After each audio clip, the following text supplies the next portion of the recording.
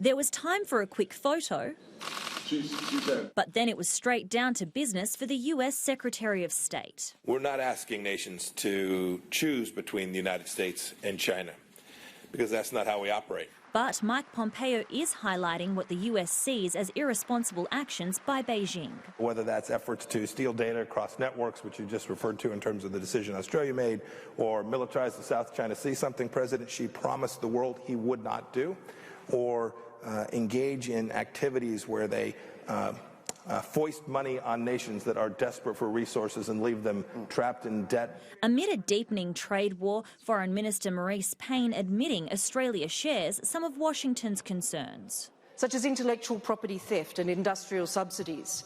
At the same time, we have to also be clear that protectionism is not the answer. While global tensions were high on the agenda, the Secretary of State used this year's AUSMIN to reiterate the unbreakable bond between the two nations. Mike Pompeo promising that the United States will always be there for Australia.